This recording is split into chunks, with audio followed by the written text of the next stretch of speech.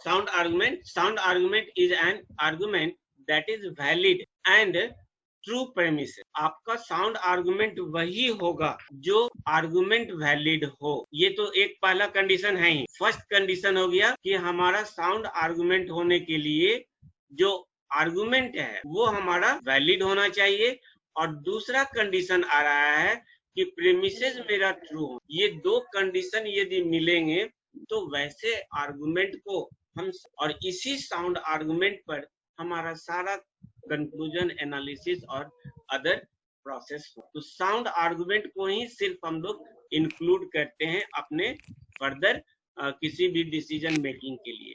और ये sound argument का रूल आपको प्रीवियस भी पहले भी बताए थे। अब इसी पर एक एग्जांपल दिखा रहे हैं कि साउंड आर्गुमेंट क्या हो। If you are reading this you are not illiterate. आप इसे पढ़ते हैं तो आप इलिटरेट नहीं होगे। You are reading this, if you are reading this you are not illiterate. यदि आप इसे पढ़ते हो तो इलिटरेट नहीं हो। यू आर रीडिंग दिस, आप इसको पढ़ रहे हो तो obviously you are not illiterate.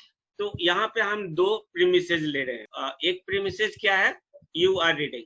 तो यू आर रीडिंग को हमने किससे डिनोट किया, आर से डिनोट। और you are not illiterate, you are illiterate को आई से डिनोट किया, तो यू आर नॉट इलिटरेट का क्या हो जाएगा, नॉट आई होगा। You are reading this, you are reading को हमने आर से डिनोट किया तो ये मेरा आर बन गया।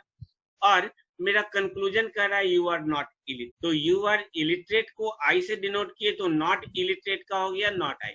हम दोनों का सारे का प्रोपोजिशन यहाँ पे लगा दिए हैं, उसका सिंबल लगा। अब इसी का आप इसको देखिए ना, हम क्या बोले, यू आर रीडिंग को हमने आर कहा, यू आर साफ साफ तो लिखा हुआ है जी। यू आर रीडिंग को हमने क्या बोला है, आर बोला है। और यू आर इलिटरेट को हमने क्या बोला है, यू आर इलिटरेट को हमने आई बोला है। तो यदि हमने आई कहा है तो यू आर नॉट इलिटरेट का क्या हो जाएगा, नॉट आई।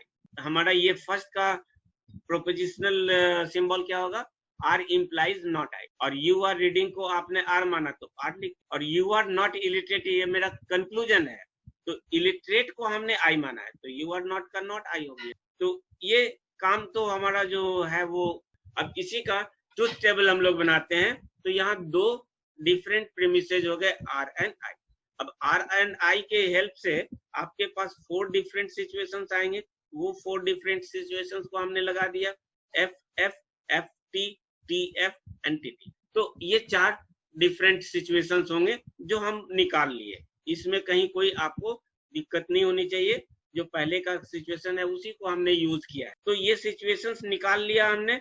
अब इस सिचुएशंस को निकालने के बाद, सारे सिचुएशंस को निकालने के बाद हमको बनाना क्या है, नॉट आई लाना है, क्योंकि नॉट आई को यूज किया है। यहाँ पर भी नॉट आई यूज हुआ है। तो नॉट आई निकालना बहुत ही आसान काम है। आई का उल्टा कर दीजिए तो एफ का टी, टी का एफ, एफ का टी, टी का एफ, ये नॉट आई निकल गया। नेक्स्ट आपका कहता है कि भाई हमारे पास 2 प्रीमिसेज हैं। कौन कौन सा प्रीमिसेज है, R not I and R.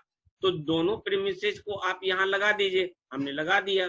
तो आर का वैल्यू कैसे आएगा, कुछ सोचना ही नहीं है, जो आर यहाँ पे है वही यहाँ पे रिपीट कर दीजिए, F F T T, F F T T हो गए। तो ये मेरे किसके पार्ट हो गए, ये मेरे प्रीमिसेस के पार्ट हो गए, और ये मेरा कंक्लूजन। अब इस प्रीमिसेस में देखिए वैल्यू हम लोग फाइंड आउट करते हैं। आर इम्प्लाइज नॉट आई में आर हमारा हाइपोथेसिस है और नॉट आई मेरा कंक्लूजन है। तो आपको हम पहले ही बता दिए हैं कि hypothesis true, hypothesis true, hypothesis true सिर्फ 2 जगह पे है। Conclusion false, conclusion not I false, not I false सिर्फ 2 जगह पे है। तो इस जगह पे हाइपोथेसिस ट्रू और कंक्लूजन फॉल्स सिर्फ और सिर्फ किसमें मिल रहा है, लास्ट रो में मिल रहा है। तो लास्ट रो में इसकी वैल्यू क्या हो गई, फॉल्स हो गई, और बाकी सबको बिना सोचे समझे ट्रू कर दिया हमने। तो आप देख लिया कि नॉट आई हम इसके हेल्प से निकाल लिए, और इसका फॉर्मूला P इम्प्लाइज Q का जो फॉर्मूला बताए थे, ट्रुथ टेबल बताए थे, वो सब याद रखिए। इसके हेल्प से हमने ये वैल्यू निकाल लिए, और R को कुछ करना नहीं था, R का जो वैल्यू दिया हुआ है वही वैल्यू रख लीजिए। यहाँ रिपीट भी कर सकते हो या नहीं भी रिपीट कर सकते हो, यहाँ से भी आप काम कर सकते हो यदि ट्रूथ टेबल पर काम करना सीख गए हो तो 2 बार लिखने की जरूरत भी नहीं है। हम यहाँ पे इसलिए लिख दिए कि सारे प्रीमिसेस मेरे पास एक जगह पे आ जाए। तो ये 2 प्रीमिसेस थे, इसको हमने एक जगह पे ले आया। अब इस पर हमको एनालिसिस करनी है। तो एनालिसिस करने के लिए हमको क्या करना है, प्रीमिसेस ट्रू होने चाहिए। तो प्रीमिसेस के 2 पार्ट हैं, दोनों में ट्रू कब कब है वो आप जरा सा चेक करें। इसमें ये 3 जगह पे ट्रू है और इसमें ये 2 जगह पे, तो 2 जगह पे ट्रू है और ये 3 जगह पे ट्रू है, लेकिन दोनों में कॉमन कौन सा है, तो कॉमन सिर्फ थर्ड रो में है। दोनों प्रीमिसेस कब ट्रू हैं, तो सिर्फ आपके थर्ड रो में है, रेस्ट रो में एक ट्रू है दूसरा फॉल्स है। तो ये 2 तो हमारा वैसे भी कैंसिल हो गया और ये भी मेरा कैंसिल हो गया। तो आप अपना मन करके छोड़ दीजिए इस 3 रो को। इस 3 रो के बारे में हमको सोचना भी नहीं है, क्योंकि यहीं पर प्रीमिसेस ही हमारा ये डिक्लेयर कर दिया कि ये दोनों प्रीमिसेस सिर्फ और सिर्फ एक ही रो में ट्रू है। तो अब ये एक ही रो में ट्रू है, तो इसके कॉरस्पॉन्डिंग जो मेरा कंक्लूजन है वो ट्रू है कि नहीं, वो ट्रू है। यहाँ पे आप देख लीजिए।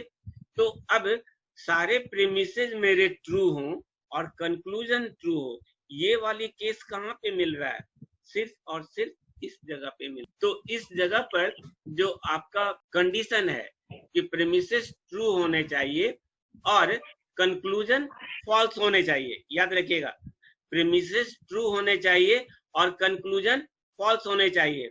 तो इस केस में आई का सिचुएशन देखिए, आई क्या है, फॉल्स है, और आपका प्रीमिसेस कौन सा है, प्रीमिसेस आपका ये 2 है। ये 2 प्रीमिसेस और इसका कंक्लूजन आप देखिए, दोनों के बीच कंट्राडिक्टरी रिलेशन है। तो कंट्राडिक्टरी रिलेशन है, इसका मतलब वैलिड है। और आपको हमने कहा कि इसका प्रीमिसेस ट्रू होने चाहिए, तो प्रीमिसेस भी आपको ट्रू बता रहे हैं। तो प्रीमिसेस ट्रू और आपका आर्गुमेंट वैलिड, ये दोनों कंडीशन मिल गए। तो हम इस तरह के आर्गुमेंट को क्या बोलेंगे, इस तरह के आर्गुमेंट को साउंड आर्गुमेंट बोलेंगे। और ये साउंड आर्गुमेंट में कहीं आपको एम्बिग्यूटी नहीं मिलेगी, कहीं किसी तरह का कोई प्रॉब्लम नहीं होगा। और ऐसे ही आर्गुमेंट्स को हम अपने डिसीजन मेकिंग, एआई में, artificial intelligence, machine learning, deep learning और अदर जितने भी हमारे इस लॉजिक पर, डिस्क्रीट लॉजिक से रिलेटेड एप्लीकेशंस है, वहां पर ऐसे ही आर्गुमेंट, केवल सारे साउंड आर्गुमेंट वैलिड होंगे, लेकिन सारे वैलिड आर्गुमेंट साउंड आर्गुमेंट नहीं हो सकते। सारे साउंड आर्गुमेंट आपके वैलिड होंगे, मगर सारे वैलिड आपके साउंड आर्गुमेंट नहीं होंगे। क्यों? क्योंकि ये भी तो आई ना, देखिए वो फॉल्स आ रहा है कि नहीं आ रहा है। नॉट आई की जगह आई क्यों देख रहे हैं सर, वही नहीं हम पूछ पा रहे हैं। यहाँ कंक्लूजन तो हम लोग का नॉट आई है ना। हम अपना जो डिफरेंट सिचुएशंस है उसमें पहले सिलेक्ट करते हैं कि तीनों ट्रू होने चाहिए। तीनों ट्रू कहने का मतलब सारे प्रीमिसेस और जो कंक्लूजन दिया वो दे दिया। तो यहाँ पे तीनों ट्रू हो गए, ये तीनों ट्रू हो गए। अब इस तीनों में ये प्रीमिसेस हो गया और ये मेरा कंक्लूजन का पोर्शन है। Yes sir. तो ये प्रीमिसेस है और ये कंक्लूजन है। तो इस कंक्लूजन का ओरिजिनल फॉर्म क्या दिया हुआ है वो देखो ना, उसके ओरिजिनल देखना है सर। हाँ, ओरिजिनल देखना है। ये तो आप इससे डिराइव किए हो, अच्छा, नॉट आई, तो आप आई से डिराइव किए हो ना। तो ये फॉल्स हुआ या नहीं हुआ? सारे प्रीमिसेस और कंक्लूजन फॉल्स, तो कंट्राडिक्टरी हो गया, यानी ये वाली केस आ गई और ये वाली केस है, तो ये आपका वैलिड हो गया। लेकिन यही केस ये वाली मिलती तो वो वैलिड तो होता, लेकिन साउंड आर्गुमेंट की एक्चुअल में हम साउंड आर्गुमेंट किसको कहते हैं और उस साउंड आर्गुमेंट को ही हम क्यों यूज करते हैं अपने सारे डिफरेंट एप्लीकेशंस में। एप्लीकेशंस आपको स्टार्टिंग में ही बताया था कि डिस्क्रीट मैथमेटिक्स का एप्लीकेशंस होगा, artificial intelligence, machine learning, deep learning, networking, Boolean algebra और कई डिफरेंट प्लेसेस पर एल्गोरिदम, इन सबों पे होगा। तो उन सबों में सिर्फ और सिर्फ हम इसी वाले कंडीशन को यूज करते हैं, सिर्फ और सिर्फ इसी को यूज करते हैं। और कहीं पे यूज कर दिया तो आपको कंफ्यूजन एराइज हो जाएगा या कहीं कहीं पे आपको रिजल्ट गलत हो जाएगा।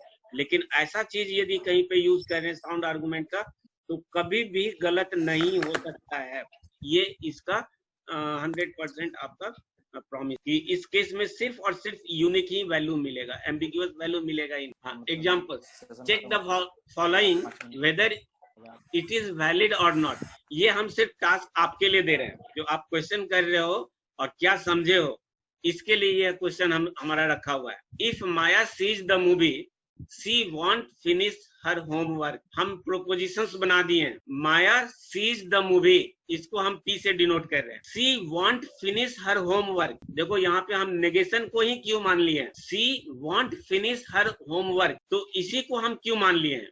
तो सी फिनिश हर होमवर्क क्या हो जाएगा, नॉट क्यू हो जाएगा। पॉइंट समझ में आया। कहीं पर यदि रिक्वायरमेंट हो गया कि सी फिनिश हर होमवर्क, तो क्यू का उल्टा कर देंगे, क्योंकि हम नेगेशन को ही क्यू मान लिए, तो इसका पॉजिटिव फॉर्म क्या हो जाएगा, नॉट क्यू हो जाएगा। Maya want finish her homework q है, और इसका कंक्लूजन दिया हुआ है माया सीज द मूवीज। अब आपको जो ऊपर हमने बताया, जल्दी से इसका ट्रूथ टेबल फाइंड आउट कीजिए, कॉपी कलम निकालिए। It is not valid, not valid. देखते हैं हम लोग आगे क्या होता है। सर ये वैलिड हमको वैलिड आ रहा है। देखो यहाँ पे सी को हमने क्या माना है, पी प्रोपोजिशन यूज किया है माया सीज द मूवी, और क्यू को हमने यूज किया है माया वांट फिनिश हर होम, इसको हमने क्यू माना है। तो इस प्रोपोजिशंस के एजम्पशंस के अकॉर्डिंग फर्स्ट वाली स्टेटमेंट को लिखेंगे पी इम्प्लाइज क्यू, सेकेंड वाली स्टेटमेंट को सिर्फ लिखेंगे क्यू, और कंक्लूजन पोर्शन सिर्फ लिखाएगा पी। अब ये सिंबल मिल गए, इसका हमें ट्रूथ टेबल बनाने हैं। तो ट्रूथ टेबल एक्चुअली ये आपके ब्लॉक का ही पार्ट है, लेकिन वहां पर कुछ और फॉर्म में लिखा हुआ है। हम यही चीज आपको दिखाना चाह रहे हैं कि किस तरीके से आप यहाँ पे कंफ्यूज कर जाते हो, वो चीज हम दिखाना चाह रहे हैं। ब्लॉक में बहुत सारी चीजें ऐसी लिखी हुई रहती है जो नहीं भी लिखना चाहिए। तो हमने आपको कहा था कि सारे प्रीमिसेस ट्रू होने चाहिए। तो यहाँ पर प्रीमिसेस कौन कौन सा है आप खुद अब आइडेंटिफाई कर सकते हो। एक प्रीमिसेस मेरा ये है और दूसरा प्रीमिसेस, यानी ये पोर्शन और ये दो मेरे प्रीमिसेस है। ध्यान से सुनना, ये दो मेरे प्रीमिसेस है, और हम आपको अभी तक स्लाइड में क्या बताते आ रहे हैं, दोनों ट्रू होने चाहिए। तो दोनों ट्रू कब कब है, तो फर्स्ट और थर्ड रो में है सर, दोनों जगह, दोनों और थर्ड में, ठीक है। तो ये दोनों ट्रू होगा, इसका एक्सप्रेशन कैसे लिखोगे, इसका फॉर्मूला कैसे लिखोगे।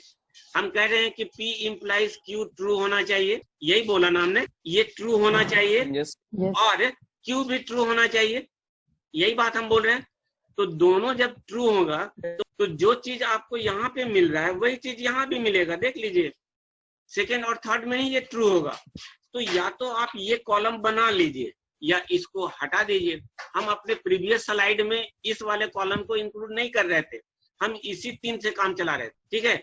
आपके ब्लॉक में क्या किया है, इसको इंक्लूड कर लिया है। इंक्लूड करना कोई जरूरत नहीं, क्योंकि डेफिनेशन में ही हम बोल रहे हैं कि हमारे सारे प्रीमिसेस ट्रू होने चाहिए।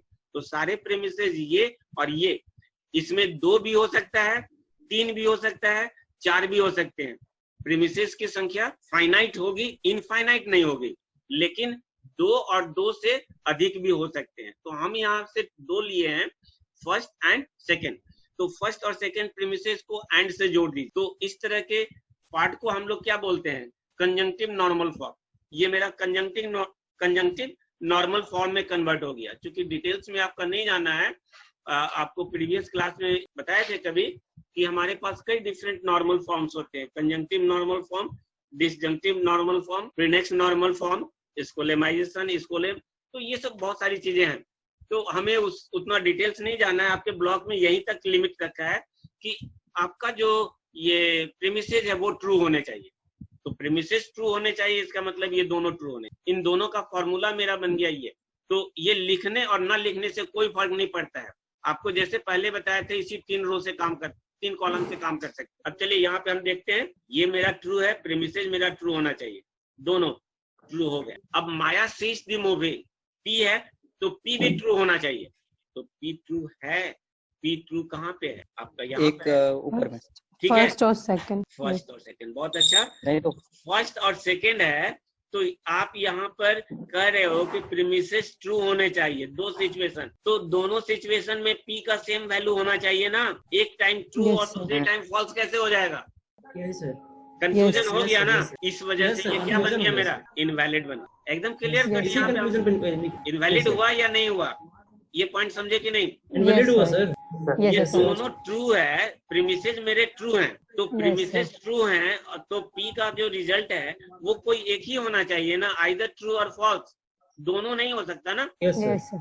तो ये हमारा Yes, sir. दोनों मिल रहा है, इस वजह से क्या बन गया, इनवैलिड। Invalid form.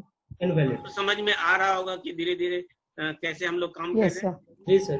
Yes, यही sir. चीज आपको हमें आगे देखिए, इसका कंक्लूजन क्या दिया हुआ। This last column gives the truth values of the premises, आपके ब्लॉक के अकॉर्डिंग है। This last column gives the truth values of the premises. The first column gives corresponding truth values of the conclusion. Now, the argument will only be valid if whenever both premises are true.